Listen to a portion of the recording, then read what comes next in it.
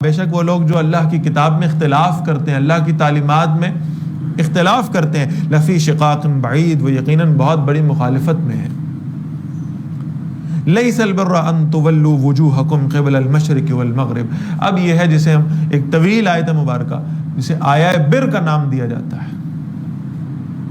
لیس البر، آیت بر اسے کیوں کہا جاتا ہے کہ بر کا لفظ آیا اس کا مادہ با را ہے، اور اس مادے سے جو عمومی طور پر مطلب لیا جاتا ہے وہ یہ ہے کہ اطمینان و سکون حاصل ہو جانا۔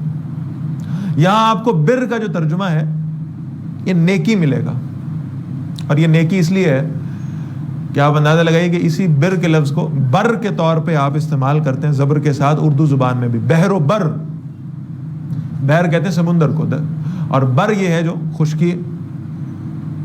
انسان کتنی سب میرینز کیوں نہ بنا لے، آپ کبھی نیول آفیسرز کے پاس بیٹھے ہیں تو ان سے پوچھیں کہ کتنی سیکیور سب میرینز کیوں نہ ہو جائیں، اور کتنے بڑے بحری جہاز کیوں نہ ہو جائیں۔ کیا ٹائٹینک کوئی چھوٹا جہاز تھا؟ یا اس کے اندر سیفٹی اور سیکیورٹی پریکاشنز نہیں لیے گئے تھے؟ اور کیا اس کی مضبوطی کے اندر کوئی کسر باقی چھوڑی گئی تھی؟ یہ سب ہوا ہے۔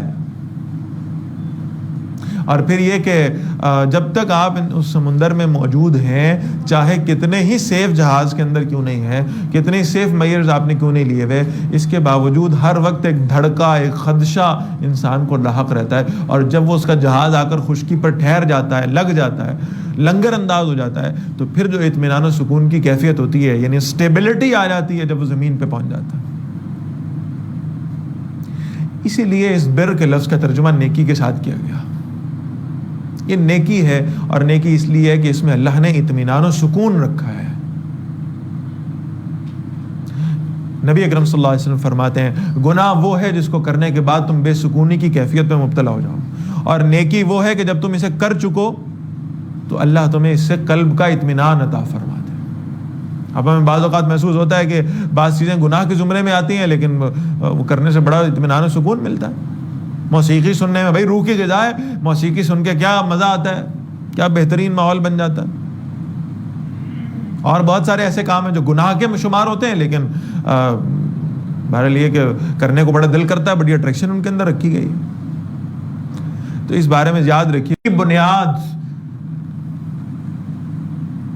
یہ نہیں ہے تو پھر کچھ بھی نہیں ہے۔ سب سے پہلی نیکی خود ایمان لانا ہے، ایمان نہیں ہے تو نیکیوں کے پہاڑ بھی اکٹھے کر لیے بغیر ایمان کے کسی فائدے کے نہیں۔ وَلَكِنَّ الْبِرَّ مَنْ آمَنَ بِاللَّهِ، نیکی تو اس کی ہے جو اللہ پر ایمان لایا، وَالْيَوْمِ الْآخِرِ، اور آخرت کے دن پر، وَالْمَلَائِكَةِ، اور فرشتوں پر، وَالْكِتَابِ، اور کتابوں پر، وَالنَّبِيِّينَ، اور نبیوں پر، وَآتَى الْمَالَ عَلَى حُبِّهِ، اور اس نے مال دیا عَلَى حُبِّهِ، اس کی محبت کے باوجود۔ اس میں کوئی شک نہیں ہے کہ مال کی محبت دل میں رکھی گئی ہے، اس مال کی محبت کے ہوتے ہوئے اس مال کو اللہ کے راستے میں خرچ کر دینا۔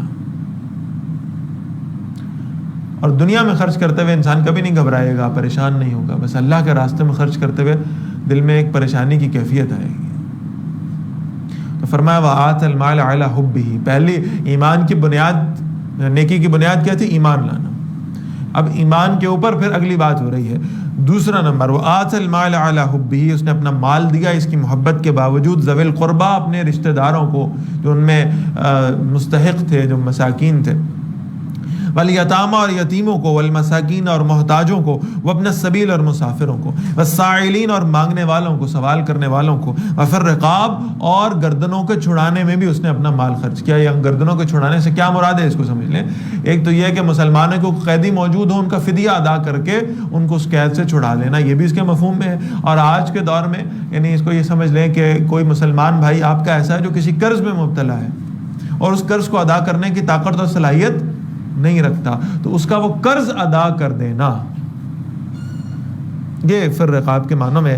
وَأَقَامَ الصَّلَاةَ، اور جو نماز کو قائم رکھے، وَآتَى الزَّكَاةَ، اور زکوٰۃ ادا کرتا رہے، وَالْمُوفُونَ بِعَهْدِهِمْ إِذَا عَاهَدُوا، اور اپنے وعدے کو پورا کرنے والے جب بھی وہ وعدہ کر لیں، وَالصَّابِرِينَ فِي الْبَأْسَاءِ وَالضَّرَّاءِ وَحِينَ الْبَأْسِ، اور صبر کرنے والے سختیوں میں، تکلیفوں میں، اور بہرحال یہ کہ اللہ کے راستے میں جنگ بھی کرنی پڑے تب بھی صبر و استقامت کے ساتھ اللہ کے دین پر قائم رہنے والے۔